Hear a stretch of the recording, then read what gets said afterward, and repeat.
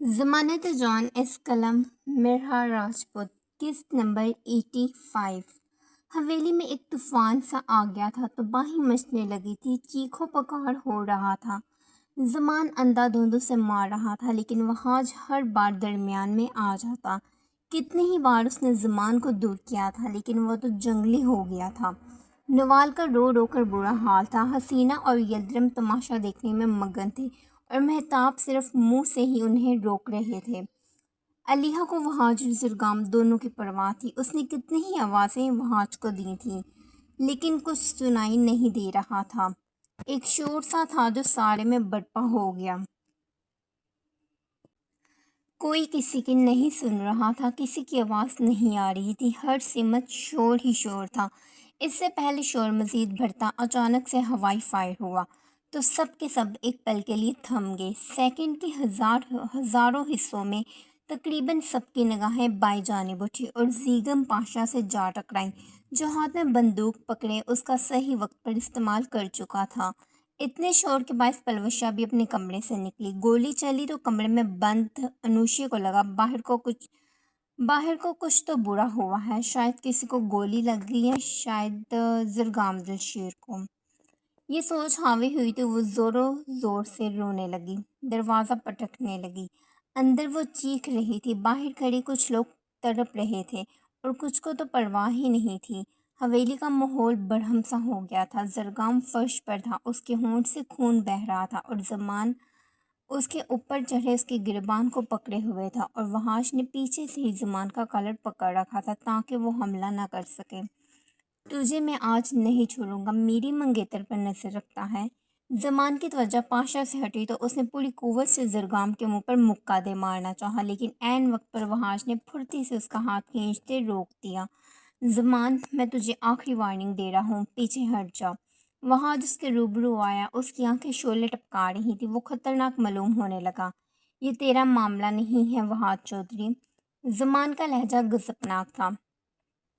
تمیز سے بات کر، بڑا ہوں میں تجھ سے۔ دفتن وحاش نے زمان کو دھکا دیتے ہوئے زرگام سے دور کیا اور زرگام کا ہاتھ پکڑ کر کھینچتے اپنے نزدیک کھڑا کر لیا۔ 1 سال بڑا؟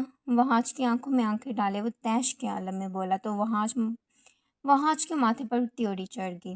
وحاج چودھری۔ اس سے پہلے وحاج زمان کا کوئی حال نہ چھوڑتا، یلدرم چودھری نے اسے مخاطب کر لیا۔ مجھے ایسا کیوں لگ رہا ہے کہ تمہیں پہلے سے ہی سب پتہ تھا۔ انہیں سارا کھیل خود بخود سمجھ آ رہا تھا۔ نہ ہی تو وحاج حیران ہوا تھا اور نہ ہی اس نے زرگام کو کچھ کہا تھا، الٹا وہ اسی کی سائڈ لے رہا تھا۔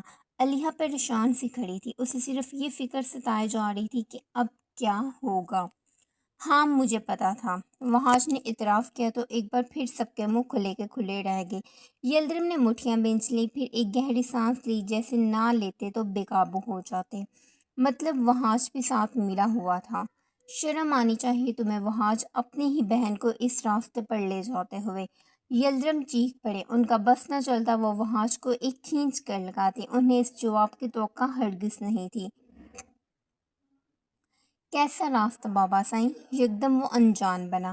اسے پورا حق ہے کہ وہ اپنی پسند سے شادی کرے، نہ کہ اس کی زبردستی شادی کروائی جائے۔ وہ حق کا ساتھ دے رہا تھا، بہت پہلے سے اس نے ناانصافی کرنی چھوڑ دی تھی۔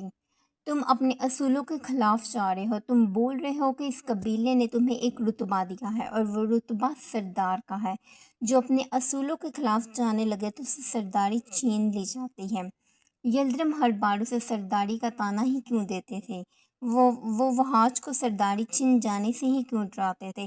شاید اسے سرداری سے لگاؤ تھا، اس لیے۔ کون سے اصول بابا سائیں؟ وہ اصول جو 19ویں صدی سے چلتے آ رہے ہیں۔ اب زمانہ اور وقت بدل گیا ہے، بہتر ہے اصول بھی بدل لیے جائیں۔ وہ سہولت سے کہہ رہا تھا، اس لیے کہ وہ سمجھ جائیں، جہالت کے زمانے سے نکل آئیں، لیکن وہ بھی اپنے نام کے ایک تھے۔ کسی کی خوشیاں ان سے برداشت ہی کہاں ہوتی تھیں، بس ایک انا تھی جو آڑے آئی ہوئی تھی۔ اپنی بیوی کی زبان مت بولو وحاج چودھری۔ انہوں نے نکھوت سے علیحہ کو دیکھا۔ وہ پہلے تو ایسی باتیں نہیں کرتا تھا، جب سے علیحہ آئی تھی تب سے ہی اس کے طور طریقے بدل گئے تھے۔ پہلے تو وہ صرف بابا سائیں کے سنتا تھا، لیکن اب وہ صرف اپنی بیوی کے سنتا تھا۔ وہ میری بیٹی ہے، میں جہاں چاہوں گا اس کی شادی ہوگی۔ یلدرم روب سے بولے جیسے ان کا حکم ہی حرف آخر ہو۔ وہ آپ کی بیٹی ہے، کوئی کھلونا نہیں ہے۔ میرے ہوتے ہوئے آپ اس کے ساتھ زبردستی نہیں کر سکتے۔ مجھے نہیں پرواہ کہ یہ قبیلے والے کیا کہتے ہیں، میں وہ کروں گا جو میری بہن کہے گی۔ زندگی اسے گزارنی ہے، ہم سب کو نہیں۔ وہ جہاں کہے گی میں اس کی شادی وہاں کروں گا۔ وہ آج کا فیصلہ ختم ہی تھا، وہ اس معاملے میں کسی کی نہیں سنے گا، بس اس نے کہہ دیا۔ اگر اتنی ہی محبت جاگ گئی ہے تو ہمیں دھوکے میں کیوں رکھا، اس کی منگنی زمان سے کیوں کروائی؟ حسینہ کو تب چڑھ گئی، مطلب حد ہوتی ہے۔ اگر وہ آج کو پتہ تھا تو اس نے یہ منگنی کیوں ہونے دی، یہ رشتہ کیوں شروع ہونے دیا؟ وہ سب روک سکتا تھا، اس نے روکا کیوں نہیں؟ تب تم لوگوں کی زبانیں کہاں تھیں؟ وہ آج کو ٹارگٹ کر رہی تھی جس نے نوال بیگم کو بازو سے تھامے صوفے پر بٹھایا تھا۔ ان کی حالت گیڑ ہو گئی تھی، رو رو کر آنکھیں سوج گئی تھیں۔ کاش ان کے شوہر کو ان کی پرواہ ہوتی۔ وہ تو شکر ہے انوشا اور اس لڑکے کا سچ سامنے آ گیا، ورنہ یہ تو بھاگ جاتی حویلی کی عزت مٹی میں ملا کر۔ وہ زہر اگل رہی تھی، وہ آج کی رگیں پھولنے لگیں۔ وہ یہ بکواس نہیں سن سکتا تھا۔ یکا یک علی ہاؤس کے قریب ہوئی، اس کا ہاتھ مضبوطی سے تھامے اس نے اپنے ہاتھ میں دبوچ لیا۔ وہ جانتی تھی اسے کیسے پرسکون کرنا ہے۔ انوشی نے مجھے سب بتایا تھا، سوچ سمجھ کر بولے آپ سب، اور اگر اسے بھاگنا ہی ہوتا تو وہ مجھے کیوں بتاتی؟ گہری گہری سانس لیے، پہلے وہ نارمل ہوا، پھر حسینہ اور یلدرم کو دیکھے بولا، تم لوگوں نے ہی اسے بگاڑ رکھا ہے۔ اگر آج اس نے اتنا بڑا قدم اٹھایا تو صرف تم لوگوں کی وجہ سے۔ ویسی بڑی چھپے رستم نکلی ہے تمہاری بہن، اتنے سخت ماحول کے باوجود اس نے عشق لڑا لیا۔ حسینہ کھینچ کر تیر پھینکتی تھی جو سیدھا سینے میں جا چپتا تھا، وہ آج کے بھی لگا تھا زوروں سے۔ بس کریں چچی جان، وہ آپ کی بھی کچھ لگتی ہے۔ وہ آج کی برداشت کی حد لبریز ہونے لگی۔ مہتاب بھی تو خاموش تھے، وہ خاموش نہیں رہ سکتی تھیں۔ ایسی بیٹی کو کون ہی قبول کرے گا؟ مجھے ایسی بہو قبول نہیں ہے۔ منگنی میرے بیٹے کے ساتھ کر کے وہ نین مٹکا کسی اور کے ساتھ کر رہی تھی۔ شرم آنی چاہیے، بڑے صاحب نے ہمیشہ اسے اس حویلی میں چھپا کر رکھا کہ قبیلے والوں کی نظر بھی اس پر نہ پڑے، لیکن اس میڈم نے تو ملازم تک کو نہ چھوڑا۔ ان کی جلی کٹی باتیں کسی سے برداشت نہیں ہو رہی تھی، یہاں زرگام کی نہیں چل سکتی تھی، ورنہ وہ انہیں ایسا جواب دیتا کہ وہ آگے کچھ بول نہ پاتی۔ اس میں غلط کیا ہے؟ یہ آواز زیگم پاشا کی تھی، جسے بلا کر سب سمجھ آ گیا تھا۔ پلوشا سمیت سب نے اسے گردن چٹک کر دیکھا تھا۔ وہ اپنی پسند سے شادی کرنا چاہتی ہے تو کیا برائی ہے؟ سوال ہوا۔ وہ انوشی کے سائڈ تھا، چاہا تو کسی نے نہیں تھا کہ انوشی کے ساتھ برا ہو، لیکن یہ سب اس کی قسمت میں لکھا تھا۔ جانان اور پاشا نے اسے اسی لیے ٹارگٹ نہیں کیا تھا کہ وہ یلدرم سے بدلہ لینا چاہتے تھے، ان کی اولاد سے نہیں۔ پاشا، یہ ہماری گھر کا معاملہ ہے، تم مداخلت نہ کرو۔ یلدرم نے اسے ٹوک دیا، تو میں بھی اسی حویلی کا بیٹا ہوں، مجھے پورا حق ہے سچائی کا ساتھ دینے کا۔ یلدرم کو نیچا دکھانے کا موقع وہ ہاتھ سے جانے نہیں دے سکتا تھا۔ بابا سائیں، میں آپ سے آخری بار کہہ رہا ہوں، دروازہ کھول دے، ورنہ میں آپ کی ایک نہیں سنوں گا، اور اس کا ہاتھ پکڑ کر اسے اپنے ساتھ لے جاؤں گا۔ وحاش نے وارننگ دے دی، وہ انوشا کو اتنی اذیت میں نہیں رکھ سکتا تھا، ابھی وہ بحث مباحثے میں غرق تھے۔ دفتر انٹرنس سے کوئی اندر داخل ہوا، حویلی میں کیا چل رہا تھا اسے کچھ سمجھ نہ آیا، صرف اتنا سمجھ آ رہا تھا کہ کوئی دروازہ پٹک رہا ہے، اور وہ اور کوئی نہیں اس کی بہن تھی، زریام کی بہن انوشا چودھری، جس سے وہ سب سے زیادہ محبت کرتا تھا۔ کسی نے اسے اندر آتے ہوئے نہیں دیکھا تھا، سب کی نظریں وحاش اور یلدرم پر تھیں، لیکن یکدم سے کنڈی کھلنے کی آواز آئی اور ایک جھٹکے میں دروازہ کھل گیا۔ سب نے مڑ کر اس سمت دیکھا، انوشا باہر نکلی اور زریام کے چوڑے سینے سے لگتی زور و وقار سے رونے لگی۔ کچھ گھنٹوں میں ہی اس کی حالت بگڑ گئی تھی، آنکھیں سرخ متورم تھیں۔ انوشا بچی، کیا ہوا ہے، تم رو کیوں رہی ہو؟ زریام صحیح معنوں میں پریشان ہوا۔ انوشا اس کی کمزوری تھی، وہ اس کے گرتے آنسو کسی صورت نہیں دیکھ سکتا تھا۔ لالا، مجھے یہاں سے لے جائیں، مجھے نہیں رہنا، مجھے زرگام کے ساتھ رہنا ہے۔ وہ مسلسل ہچکیوں میں بولی تھی، آنکھیں بند تھی، وہ کسی کو نہیں دیکھنا چاہتی تھی، جبکہ اس کے منہ سے زرگام کا نام سن کر ایک پل زریم تھم سا گیا تھا۔ اچھا تو یہ معاملہ تھا، دوبارہ بولنا، کس کے ساتھ رہنا ہے؟ اس سے تھوڑا فاصلے میں کھڑا زمان بھڑکتا ہوا اس کے قریب آیا تھا، لیکن زریام نے اسے خونخوار نگاہوں سے گھورتے انوشا کو اپنے ساتھ لگا لیا۔ کوئی بھی میری بہن سے اونچی آواز میں بات نہیں کرے گا۔ اس نے انگلی اٹھائے ایک ایک کو تنبیہ کیا۔ زمان وہیں پر ٹھہر گیا۔ اپنی بہن کی حرکتیں دیکھی ہیں تم نے؟ اپنی ہی حویلی کے ملازم کے ساتھ بھاگنے کی تیاری کر رہی ہے۔ کیسے غیرت مند بائی ہو تم لوگ۔ اگر میری بہن نے ایسا کیا ہوتا تو میں اس کا گلا دبا دیتا۔ آگ لگانے میں وہ اپنی ماں پر گیا تھا۔ زریام چونکا ضرور تھا لیکن اس نے ظاہر نہیں ہونے دیا۔ زبان سنبھالو زمان، ورنہ گدے سے کھینچ لوں گا۔ وہ ان سب سے زیادہ اشتعال میں تھا۔ اگر میری بہن کے بارے میں تم نے ایک لفظ بھی بولا تو مجھ سے برا کوئی نہیں ہوگا۔ اسے صرف اپنی بہن عزیز تھی، نہ کہ وہاں کھڑے مرد۔ انوشا گھبراؤ نہیں، میں آ گیا ہوں نا، کوئی تمہیں کچھ نہیں کہے گا۔ زریام نے اس کے ماتھے پر لب رکھے۔ یلدرم سر پیٹتے رہ گئے۔ زریام سربراہ تھا، اس سے بحث یلدرم سے ہوتی ہی نہیں تھی۔ لالا زرگام کو اور مجھے کہیں لے جائیں۔ اس کی آواز اتنی دھیمی تھی کہ بس زریام کو ہی سنائی دی۔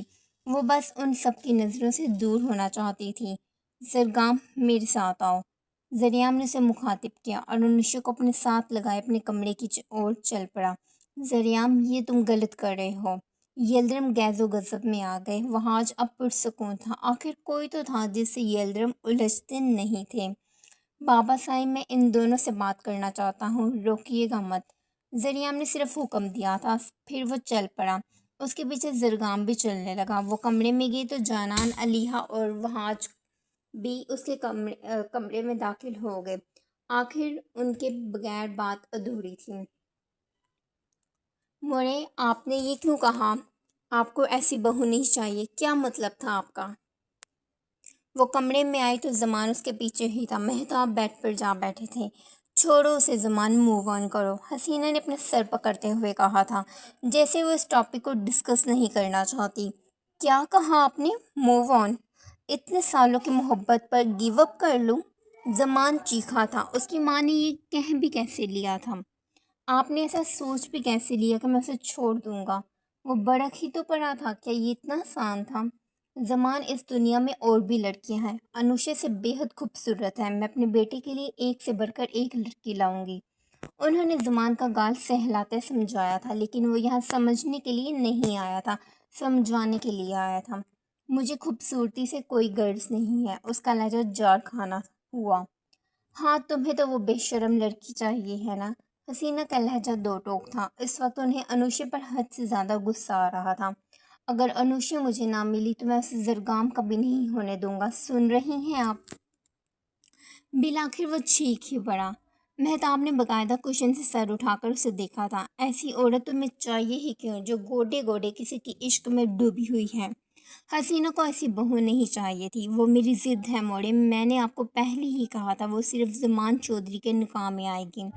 آپ کو جو کرنا ہے آپ کریں، لیکن ہماری شادی 10 دن بعد ہی ہوگی، اور مجھے کوئی فرق نہیں پڑتا کہ وہ کسی سے محبت کرتی ہے۔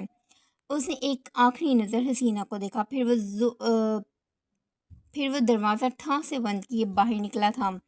اس وقت اس کا دماغ پھٹ رہا تھا۔ اپنے کمرے میں جانے کے بجائے اس نے گاڑی نکالی اور حویلی سے باہر نکل گیا۔ وہ مسلسل 2 گھنٹوں سے شاور لے رہے تھے۔ اتنا شاور لینے کے بعد بھی ان کا غصہ ٹھنڈا نہیں ہوا تھا۔ ان کے بچے ان پر حکم چلانے لگے تھے۔ یہ یلدرم سے کہاں ہضم ہونا تھا؟ نوال کمرے میں ہی تھی، انہوں نے یلدرم کو بلایا تک نہ تھا۔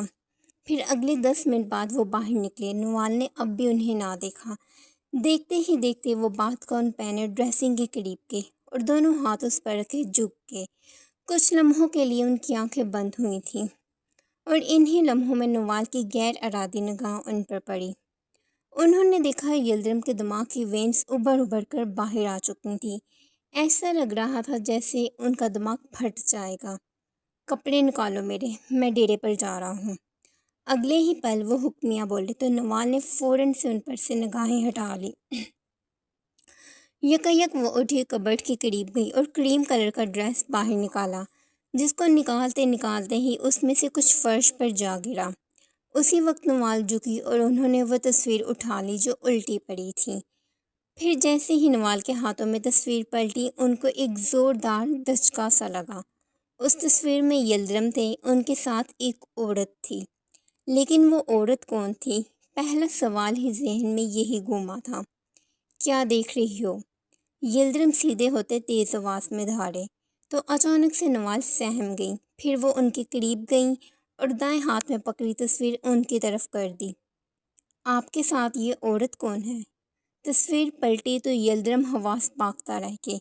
فوراً ذہن میں یہ خیال آیا کہ نوال کو یہ تصویر نہیں دیکھنی چاہیے تھی۔